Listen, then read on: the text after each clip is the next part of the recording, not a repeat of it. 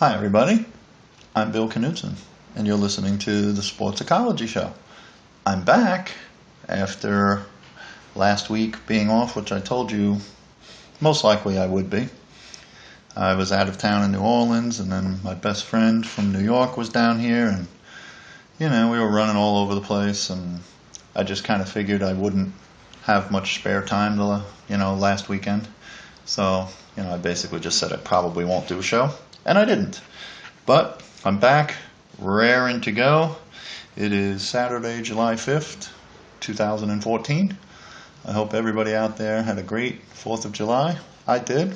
Kind of quiet, but it was nice. Fireworks, food off the grill. So I enjoyed it. I hope all of you did too.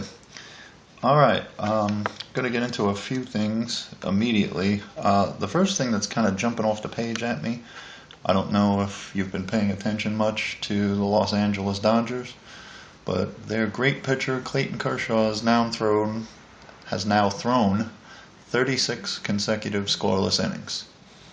Now, I don't know if you're aware of what the record is, but the record is 59, and that was done by Orel Hershiser in 1988, and he passed the former great Dodger Don Drysdale back in '88 when he had that miracle run that the Dodgers had and knocking out my heavily favored New York Mets in the National League Championship Series. But I don't think Kershaw is going to beat that record, but 36 straight scoreless innings is unbelievable. He's the best pitcher in baseball, and right now he seems like he's absolutely unhittable.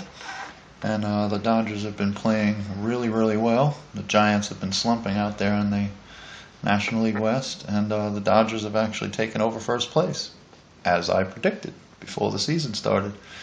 I don't want to talk about my American League East pick and my pick to win the World Series, which was the Tampa Bay Rays, which certainly is not going to happen.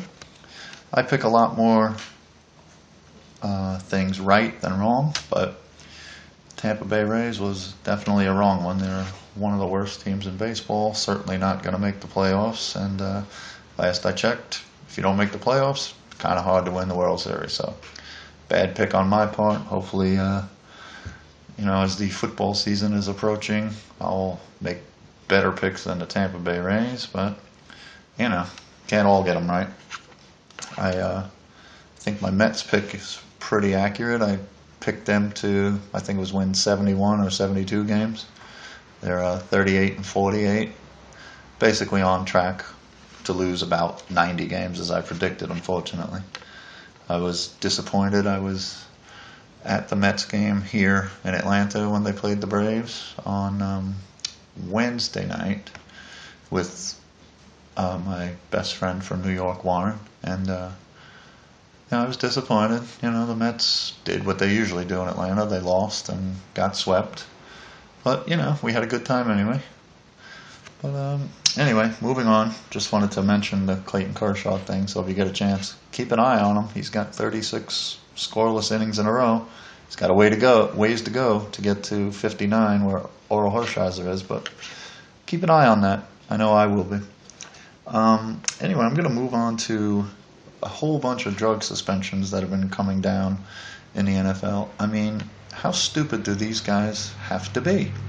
It's not like the old days where guys, would just take pills and stuff like that, and there really wasn't much drug testing, if any. It's 2014. They are testing for marijuana, for performance-enhancing drugs, amphetamines, they're, designer drugs, whatever. They're testing for all of this stuff. You have to be smart enough to know that. They may not catch you today, next week, or next month, but they're going to catch you. So you're going to have to get rid of the PEDs or the dope or whatever you're doing, because it's going to come back. It's like karma. It's going to come full circle, and it's going to bite you in the rear end. So you're going to have to do it the honest way. You're going to have to train hard, practice hard, lift weights, like Popeye, eat your spinach. I don't know. Do your running, whatever it is. But performance-enhancing drugs, You're going to start losing games. I think Gordon from Cleveland might lose a whole season. So you're going to have to do it the legal way, because eventually, like I said, it's going to come around to bite you in the butt, and there's nothing you can do about it. I don't understand. I know a lot of the guys in the NFL are not very smart, but what is it with all these guys doing pot? I don't understand it. Pot does absolutely nothing to help you on the football field. It does nothing but mess, over time, mess with the brain cells that a lot of these NFL players don't have many of anyway. It doesn't make you faster, doesn't make you stronger. It makes you lethargic and more lazy, from what I've heard from the experts. I'm no expert on pot, never used it, never would, but I don't understand why so many of these guys are using pot, are going to continue to do so. There's absolutely no benefit that I've ever heard of that will help you in any athletic manner. Just get you high. And I don't see how being high on an NFL field is, going to make you more intelligent. Like I said, a lot of these guys are not very smart to begin with.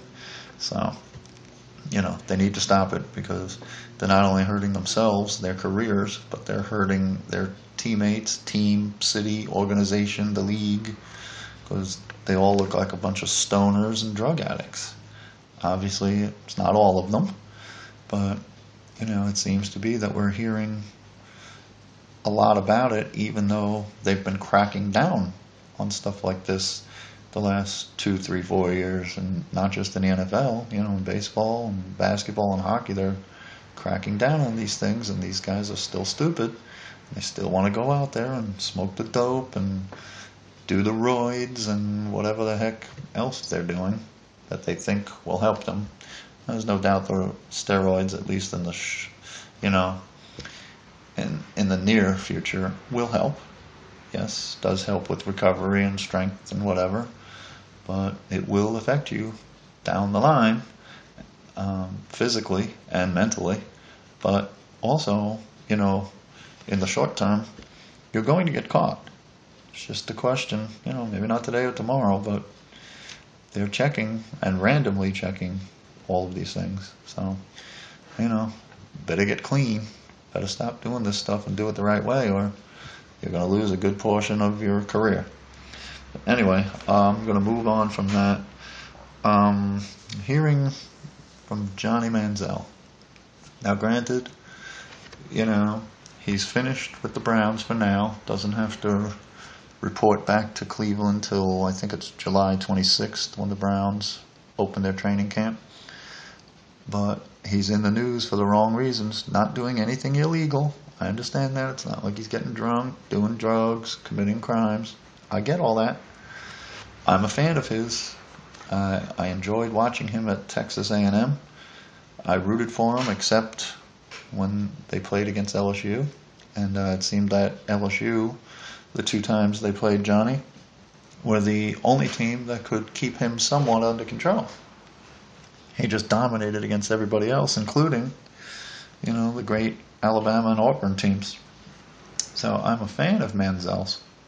But, and I also realize he's entitled to do whatever he wants to do on his own time, barring it being illegal. He's, I believe, 21 or 22, or 21 maybe, He may only be 20, I don't know, but I think he's 21. So if he is 21, obviously he's allowed to drink. He's allowed to go out and party with his friends or whatever. But just recently, he's at a party with Justin Bieber. Really?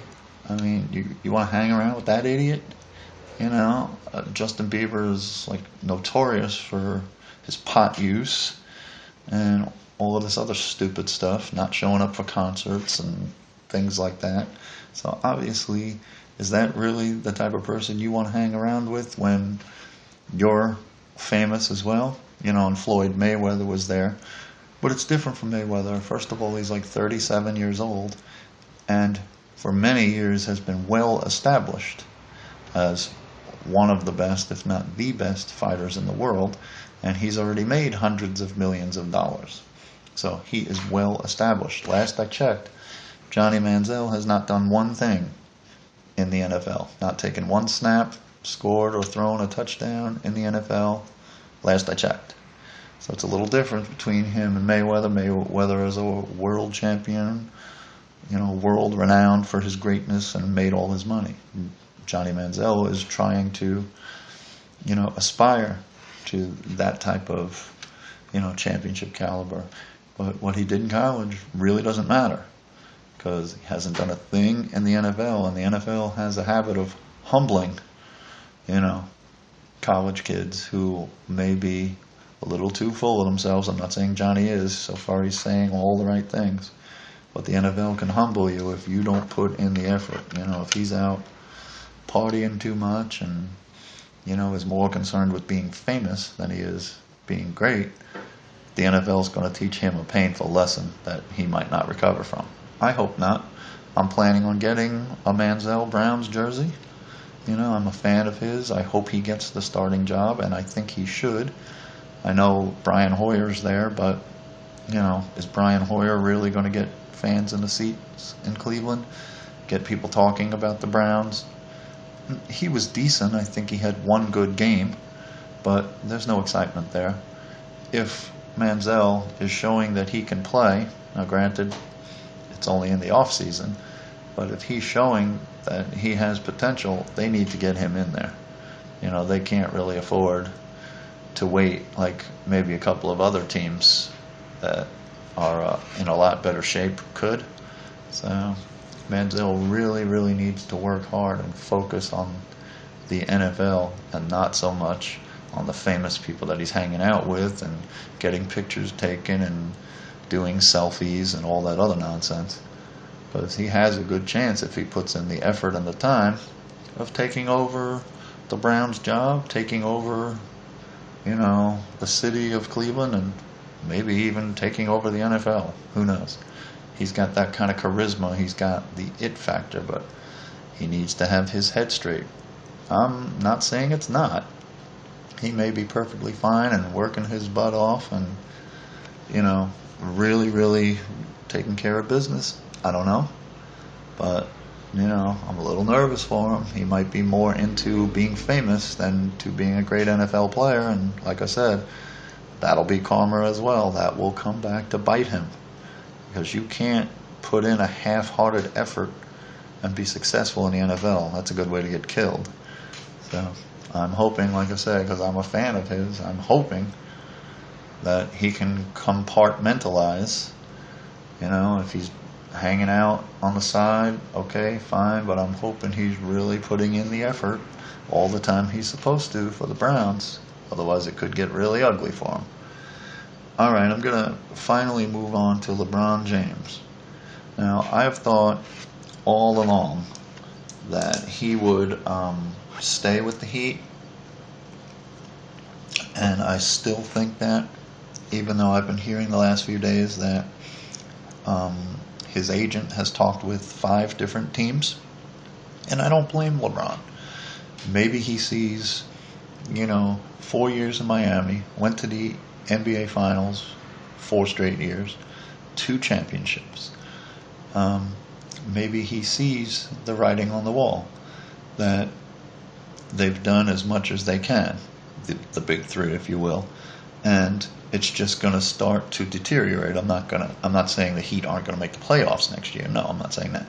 But he's about championships. So maybe he sees, we had a great run for 4 years, 2 titles, great run. Lots of teams would take that.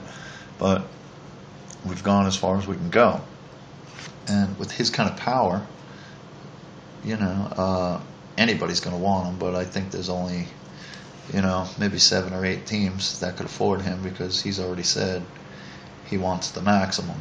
Now, I know the Heat can pay him the most money, just like the situation in New York with Carmelo Anthony.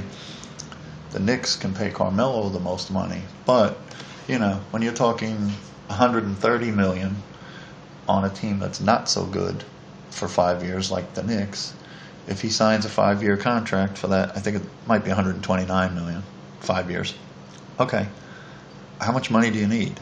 Are the Knicks really going to contend for a championship in the next 5 years? As a Knicks fan, I would love to see it. I don't see it. He can go somewhere else for 4 years for $96 million. So it's basically the same amount of money per year, just one less year. And, I know that $33 million is nothing to sneeze at, but he's probably, if we're talking about Carmelo, probably already made $100 million already. He can pick up another $96 million for the next 4 years with a good team like Chicago or Houston and have a chance to challenge for a championship. And then 4 years from now, probably get another 3 or 4 year contract. So, me personally, I know he loves New York, and I do too, me being from there. But if he's talking about trying to win a championship, which he's never won, I don't think that New York is the right place. I don't see them challenging for a championship in the next 5 years. So, and I'm not the biggest Carmelo fan. I mean, he's an excellent scorer, but he's kind of one-dimensional and wants the ball all the time. He's not like LeBron. LeBron makes everybody around him better because he distributes the ball and rebounds and plays great defense, things that are kind of lacking in Carmelo's game. He doesn't make everybody around him better. So, I won't be sad at all if Carmelo leaves New York. I think Phil Jackson, he would never say it publicly, of course, but I think he may be quietly hoping that Carmelo leaves, even though publicly he's saying the right things and wanting Carmelo to come back. I think he might just want to rebuild. And last I checked, Phil Jackson's pretty good at dealing with talent. Now, granted, he was on the bench coaching them, and this is the first time he's actually, having to make trades and, do all the executive stuff. But, he's a winner. So I was actually happy that the Knicks got him. But we'll see what Carmelo does. But in terms of LeBron, like I said, he may see the writing on the wall and think that they've done everything that they can do together. Bosh, he's a good player. And Wade, when he's healthy, is really, really good. But I think Wade is, those knees seem to be chronic. Seems to be something that is going to be with him all the time. So I don't know. I'm still leaning towards the big three probably staying in Miami, but I don't blame LeBron at all for talking to these other teams, seeing what they have to say, what they're willing to do, because LeBron's about the rings. He has 2 and he wants more. So maybe somebody will come up with the right information for him. The money will be a little bit less. And he said he wanted the max, so obviously that could only be with Miami. But, he's worth hundreds of millions of dollars. How much money do you need? He wants the ring. Maybe leaving Miami now. He's milked Miami for everything he could get with those big three. Did a good job, had a great 4-year run. It ended with a, dominating defeat to the Spurs. So to me, that might signal the writing on the wall, that he needs to move on to something fresh, but he doesn't want to go to a team that's rebuilding, that's for sure. Now, the 5 teams that have been mentioned that his agent are talking to: Phoenix, Houston, Dallas, LA Lakers, and Cleveland. Now, Cleveland I don't see. Last I checked, Dan Gilbert is still owning the Cleveland Cavaliers, and this is the guy that, when LeBron left, dogged him out, saying we'll win a championship before LeBron does, which was incredibly stupid because Cleveland's nowhere near winning a championship. And I'm sure LeBron would love to play in Cleveland if he felt that they had a chance to challenge for a title. They're nowhere near that. They just re-signed Kyrie Irving. Okay, that's a nice piece, but they don't have nearly enough after that, in my opinion, to challenge for a championship. And is LeBron really going to go back to Cleveland with that owner after what that owner did to him 4 years ago when he left? I don't see it. The Lakers could be interesting because they have Kobe Bryant, but I don't know what Kobe has left. At he'll be 36 in August. He's had the Achilles. He's had all kinds of injury problems. They might be talking to other people. Obviously, the Lakers, their name and their history, is big time. And I don't know if having Kobe and LeBron would work, because Kobe's also the type that needs the ball all the time. LeBron doesn't. So I think it would be fine for LeBron to have an option in Kobe to get the ball too, but not so much the other way around. Kobe wanted to be the number one option, wants to have his hands on the ball, and isn't much for assisting most of the time. So I don't know if that'll work, but the Lakers have the name and they have the money. The Dallas Mavericks, that's kind of interesting. I think everybody likes playing for Mark Cuban. He's generous, he's fun. But, they signed Nowitzki for 3 years, but I don't know how much he has left. He's still good. But do they have enough around them to entice LeBron? I don't think so. Playing with Nowitzki, he's a class guy and an excellent player, but I don't think they have enough. I don't think LeBron's going there. The Rockets, yeah, that's interesting. But the Rockets have also said they're going after Melo. They're trying to get rid of Jeremy Lin to clear up some more cap space to try and get Carmelo Anthony from the Knicks. So if they're going after Carmelo Anthony, can they get Carmelo and LeBron? Oh, that would be incredible. If they could get Carmelo and LeBron with Dwight Howard down there and James Harden, now that would be championship caliber. But I don't see that they're going to get. Me personally, I don't think they'll get either one. But that would be an awesome foursome. Dwight Howard, James Harden, Carmelo Anthony, LeBron James. They'd probably be the favorites to win the title. So if all of a sudden the Rockets got Carmelo, and we're still going after LeBron, if they could afford to do it. I don't know what the salary cap issue is with Houston. He could look at Houston. It's a major city. I think it's the 4th largest city in the country, but it's not the 4th largest market. So I know he wants to go big time, to a big time market. But, Houston would be very intriguing if they got Carmelo. He would have a chance at titles for years. We'll have to say. I don't think LeBron's going there, though. I don't think Carmelo's going there either. The one that was kind of interesting was the Phoenix Suns. Supposedly they're trying to get Melo or Bosh. But, I mean, if they got Chris Bosh and then, LeBron is looking out in Phoenix, okay, they have Chris Bosh, but what else do they have in a very powerful West? So I don't see it. If they got Carmelo and Chris Bosh and LeBron, which, again, I don't know what the salary cap information is, but still, that would be like another big three. But obviously Carmelo is a lot bigger scoring option.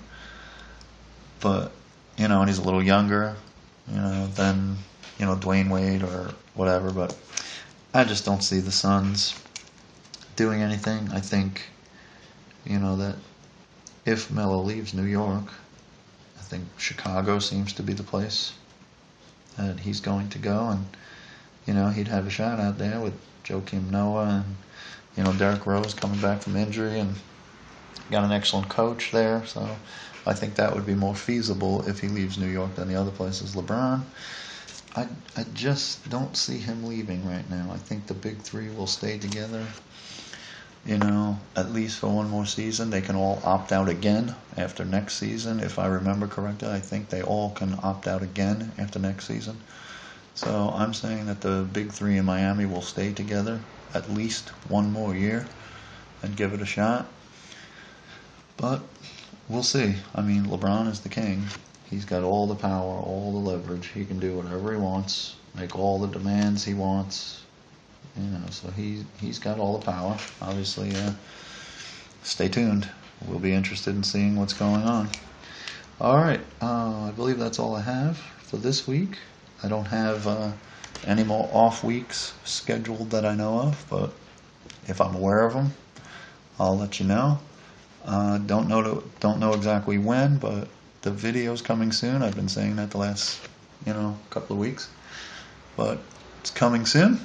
So then, I can have my perfect face for radio out there for you to see, and hopefully that will bring more than just my smaller, loyal group of listeners for the last few months since I started this. And I appreciate my group, no matter how small or no matter how big I hope it gets one day.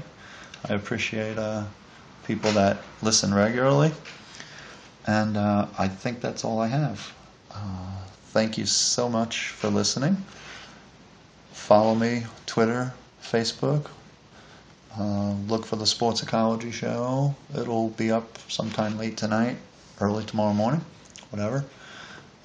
Look for the Sportsocology Show on YouTube. I appreciate all of you listening. Go out and do whatever it is you enjoy doing this weekend. Have a great time with it.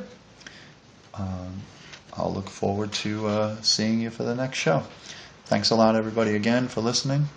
And I'll see you next time, America, wherever you are.